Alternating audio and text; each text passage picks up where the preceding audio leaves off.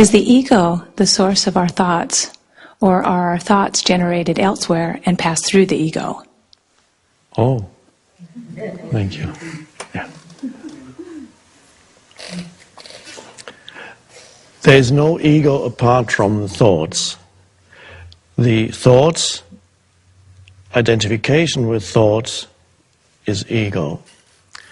But the thoughts that go through your mind, of course, are linked to the collective mind of the culture you live in, humanity as a whole. So they are not your thoughts as such, but you pick them up from the collective, most of them. And so you identify with thinking, and the identification with thinking becomes ego, which means simply that you believe in every thought that arises, and you derive your sense of who you are from what your mind is telling you of who you are. Opinions, viewpoints of that's me. That's some people talk to themselves and you are so good. Why doesn't the world recognize you? Or the mind says, you're no good. Same thing. You're no good at all. You fail at everything, don't you? Again, and then you believe in it. And then you suddenly have a low view of yourself. Why you have a low view? Because you believed in your thoughts. And why are you thinking those thoughts? Probably you picked them up somewhere, maybe in childhood. Maybe your mom was so stressed out that you said you're no good. And so you pick up certain thoughts and they get stuck in your head. Thoughts that you hear in childhood, they're little energy forms, like entities, and they get stuck in your head and don't refuse to go. They go. And the more you believe in it, the more more deeply lodged they become in your mind.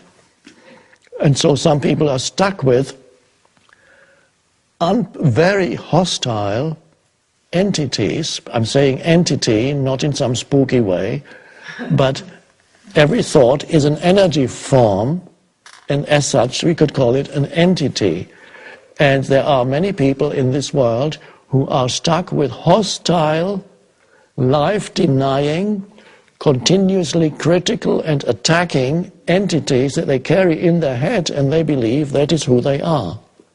And they are continuously attacking themselves. And if they are not attacking themselves, they attack others around them. Let me tell you who you are. Of course, what they're really saying is, let me tell you who I am. So they project the famous saying, we don't see things as they are, we see them as we are. Which means you look at reality through the screen of your thinking and your judgment, which is conditioned by the past. A dreadful prison to live in. It's like blinkers, worse than blinkers. It's like looking at reality through heavy veils. Ooh, looks so dark here. Is that a human being or? So the identification with thinking, believing in your thoughts, having no space outside of the movement of thought. Again, here we come to the vital thing, lack of space inside. That is the unconscious condition, spiritually, completely unconscious. And then you are burdened with a heavy ego. You are the ego, which is not as an entity apart from thought. It is thoughts that you have identified with.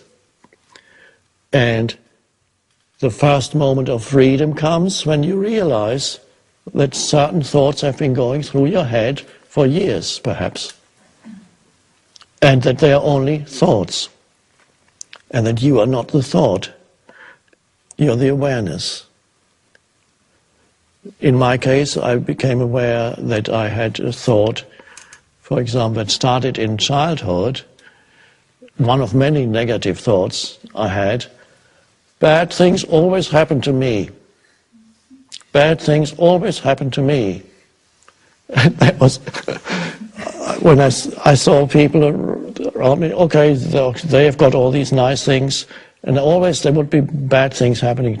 And of course, your perception then becomes selective. When you have a thought like that, you notice much more, because in everybody's life, things, in daily life, things go wrong. You miss a bus, you get stuck in a traffic jam, or you lose some money. But yes, this is normal. But if you have the thought, bad things always happen to me, you're extremely aware of those things, and they confirm to you that the thought is correct. And this is the selective perception of reality through the screen of thinking. So the reality will confirm to you, and not only that, that thought or any thought of that kind actually attracts bad things, negative things. Or if you believe people are basically bad, and that's a deep-seated belief, and you don't realize it's only a thought in your head or a belief, not only would you single out where you observe unethical or bad behavior in others, you would, there it is.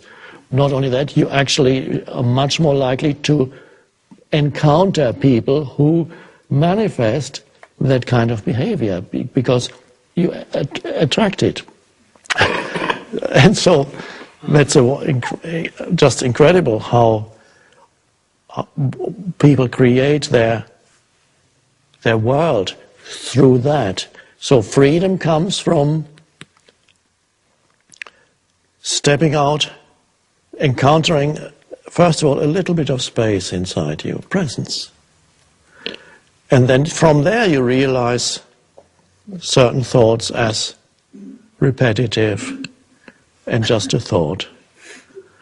Bad things always happen to me. Oh, there it goes again. I thought that before.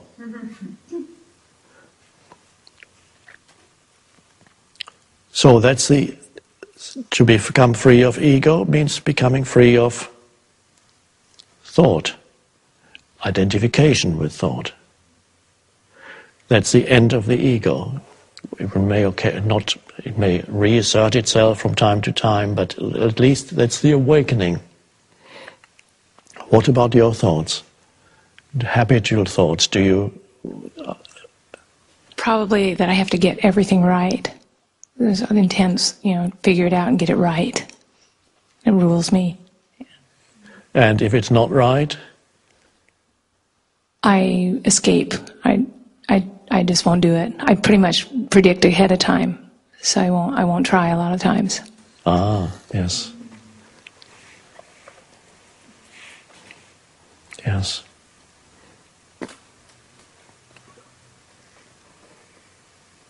Some people are afraid of not succeeding in whatever they do because they have their self-image, which is derived from thinking, would suffer. If I fail at something, then my self-image will be injured, and therefore I'm not even going to try. And again, that's to do with deriving your identity from thinking. And even the thought, I have failed, is a lie.